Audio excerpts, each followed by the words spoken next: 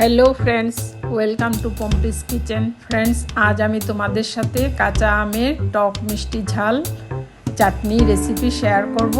Friends, एभाবে करे बानिয়ে তোমরা फ्रिजे रेखे दिते पारबे और अनेक दिन खेते पारबे। खूबই दुर्दान्त और खूबই सहजभाবে आमी बानिয়েছি। कम मशला दिए बानिয়েছি और एकेबारे तेल आमी इउज करिনি।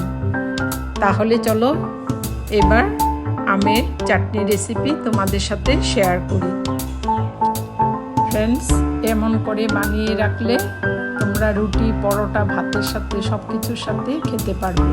প্রথমে আমি এখানে আম নিয়েছি, আমগুলো ভালো করে ধুয়ে নিয়েছি। এবার আমি আমগুলোকে কেটে নিচ্ছি। ফ্রেন্ডস, আমগুলো একটু হালকা হলুদ হয়ে গেছে কিন্তু খুবই টক ছিল। এভাবে করে আমি কেটে নিচ্ছি।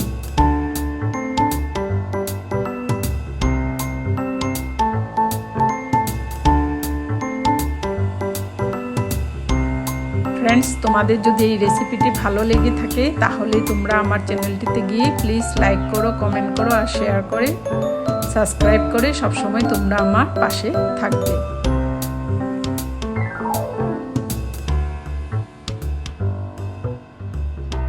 आमी आमगुलोर खोसा छाड़ाइनि, एभाবে करे केटे निয়েছি। এবার আমি কড়াই বসিয়েছি, বসিয়ে আমি 3 কাপ জল দিয়েছি।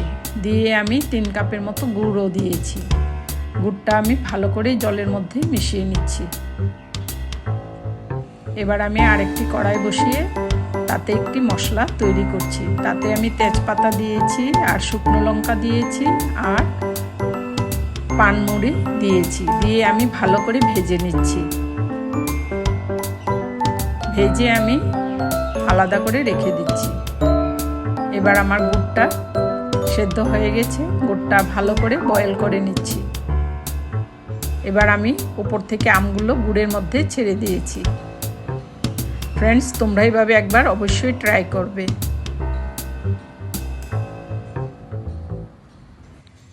ফ্রেন্ডস, এবার আমি স্বাদ অনুযায়ী নুন আর হলুদ দিয়েছি। দিয়ে ভালো করে গুড়ের সাথে ভালো করে মিশিয়ে নিচ্ছি আম গুড়ের সাথে।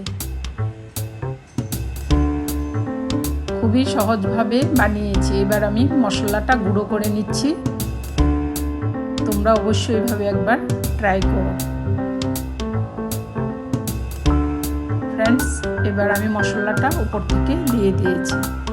আমটা 5 মিনিটের মতো আমি সেদ্ধ করে নিয়েছি গুড়ের সাথে। ফ্রেন্ডস, এবার আমি সামান্য 1/4 টেবিল স্পুন মেথির গুঁড়ো দিয়েছি। স্মেলটা তাহলে আরো খুব সুন্দর বের হয়। উল্টে পাল্টে ভালো করে মিশিয়ে নিচ্ছি। ফ্রেন্ডস, দেখো খুবই লোভনীয় হয়েছে, খেতেও কিন্তু খুব দুর্দান্ত হয়েছে।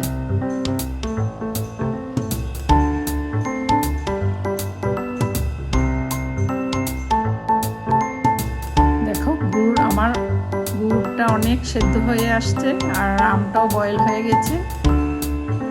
এবার আমি ভাজা মশলাটা আবার উপর থেকে দিয়ে দিয়েছি।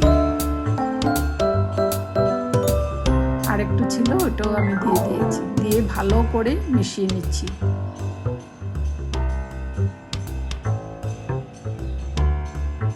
খুবই দুর্দান্ত হয়েছে আর খুবই লোভনীয় হয়েছে। এবার গরম ভাত, ডাল আর এই আমের চাটনি হলে আর কিছু প্রয়োজন হবে না।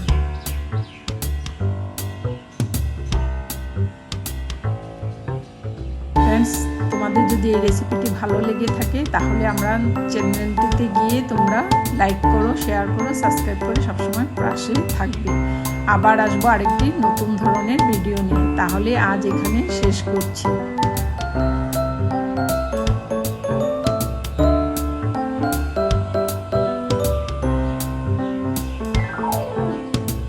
খুবই লোভনীয় হয়েছে আর খুবই টেস্টিও হয়েছে খেতে। ফ্রেন্ডস, দেখা একেবারে শুকিয়ে গেছে।